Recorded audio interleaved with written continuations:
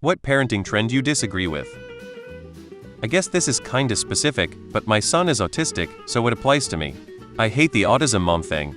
The t-shirts, the unsolicited advocacy, it seems like an attention-seeking thing to me.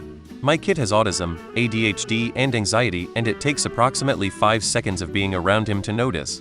I will fight for him always, of course, but I won't use him as a badge either.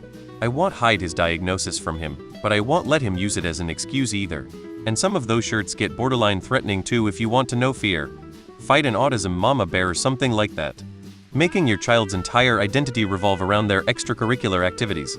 Let them be kids, not robotic machines for your bragging rights. Never saying no to your child. Giving your child an iPad as soon as they can hold it. Driving your kids 200 to school. Letting the tablet raise them. It seems like there can't be a happy medium for many people. Either they are letting the kids run the household, or they are so afraid of being soft that they borderline abuse their kids to make them strong. Not teaching children proper manners, behavior, please and thank you go a long ass way in this life.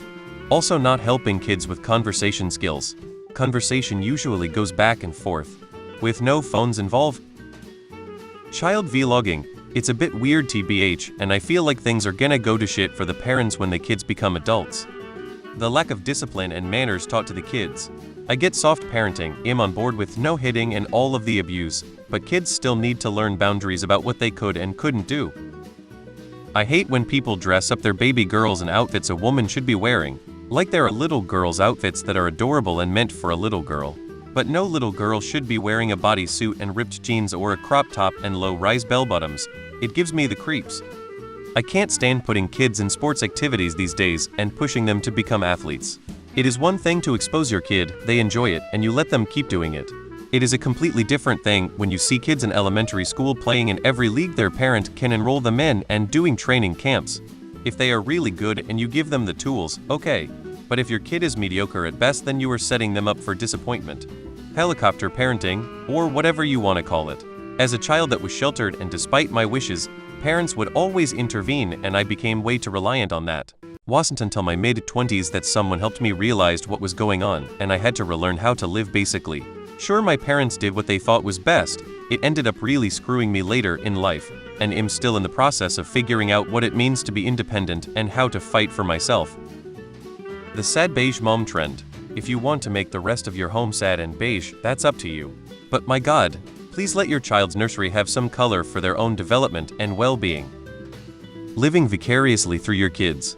Some parents often end up nudging kids towards activities they wanted to do, but couldn't in their childhood. Handing a 4-year-old an iPad and letting him use it basically unrestricted.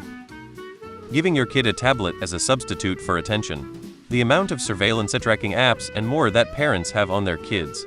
It gets really sad when they hit college and they are looking for ways to detach from their parents knowing where they are up to 247. I disagree with helicopter parenting, where parents excessively hover over their children, shielding them from discomfort and failure.